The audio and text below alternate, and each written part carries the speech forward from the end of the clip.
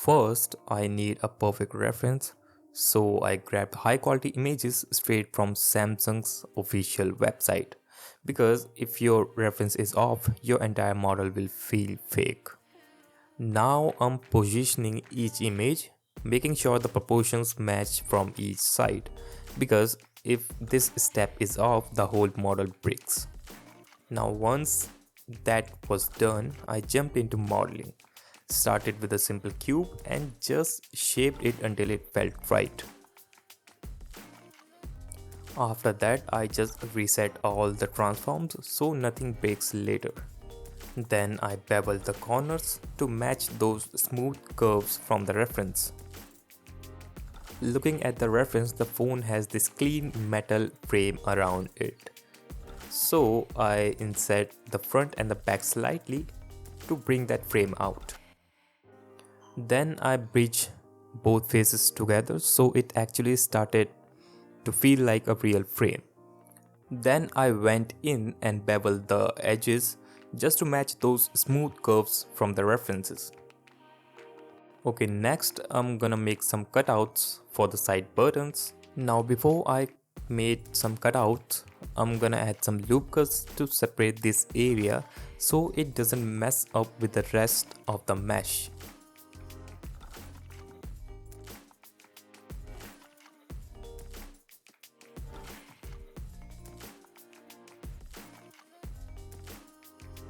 Once that's done, I'm adding another cube and shaping it to fit right into the cutout.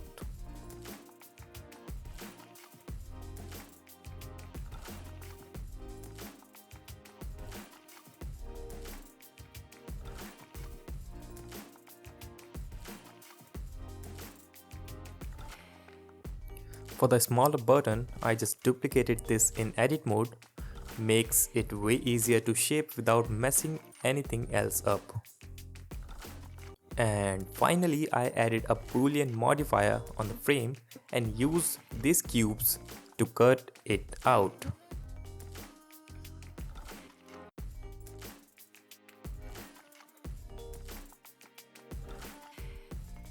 That's actually worked really clean, and because I still gotta bevel the edges, I just applied the modifier.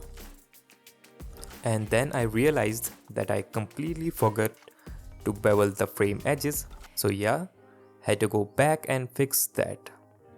Now for the back glass, I just duplicated one of those beveled edges. Then I just separated it out so it becomes its own piece. And then I just filled it and give it a bit of thickness. So now it actually feels like a proper back panel.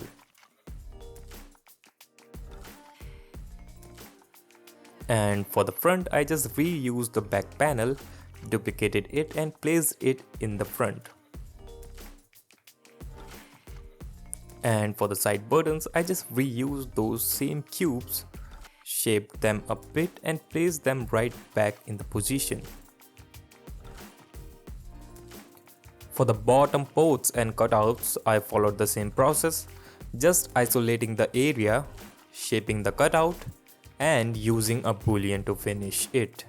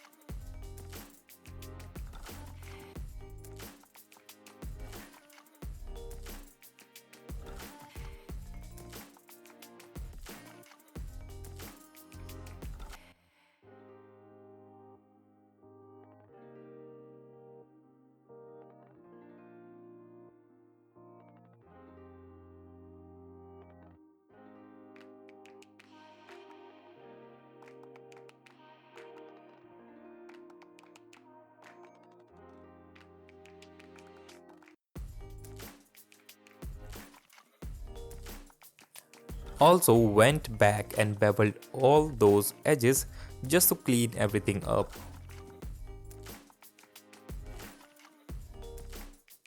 Now to fill those empty cutouts, for the USB port, I just grabbed a USB-C model from Blender kit and dropped it in. And for the rest, I just reused the same cutout meshes and filled everything in.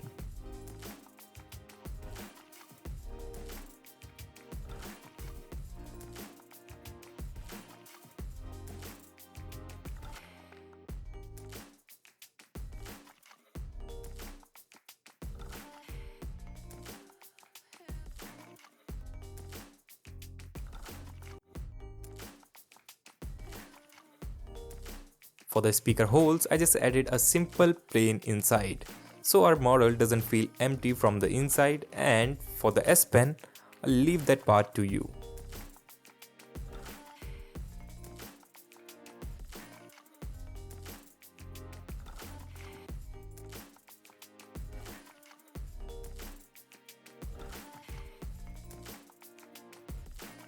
Finally, it's time to model the camera bump.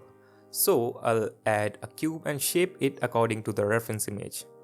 First I add a cube, then shape it and bevel it based on the reference, and then I insert the face and extrude it to match the reference. That's it, and lastly don't forget to add a bevel to smooth out those corners, just like the reference. Finally, let's work on the camera lenses. So first I add a cylinder, then scale it and place it according to the reference.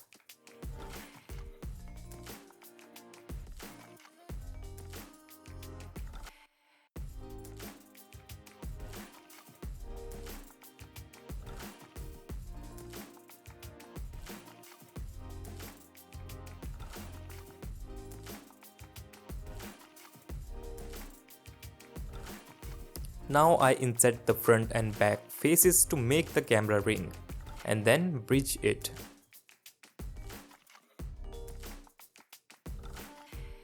Now for the inner part of the lens, I add a loop cut in the center, and then I extrude it along the normals to match the reference.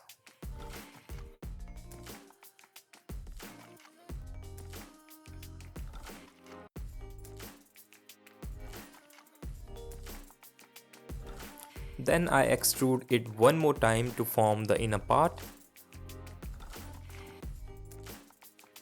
After that, I connect the outer edge loop to the inner one and merge everything by distance.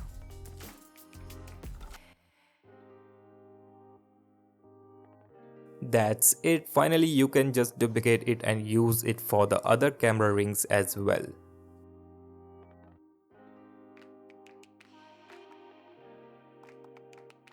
Also, don't forget to tweak the size to match the reference.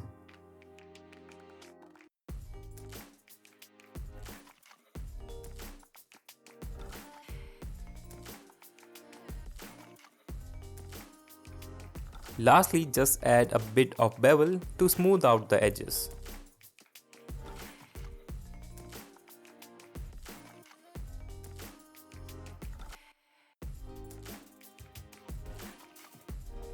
And next, for the glass of the camera ring, I just duplicate one of the edge loops and separate it. Then I fill the face and the glass is ready. And for the actual camera lens inside, I add a UV sphere, scale it to fit the lenses, and flatten it a bit on the y-axis.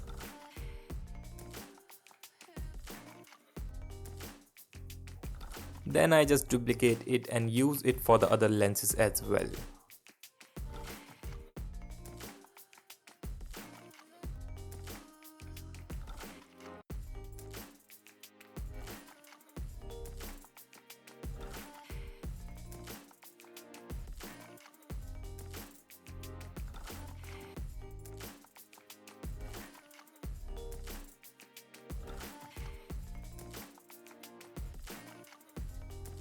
Finally, for the remaining lenses, I just duplicate the current one and scale it to fit the shape and size.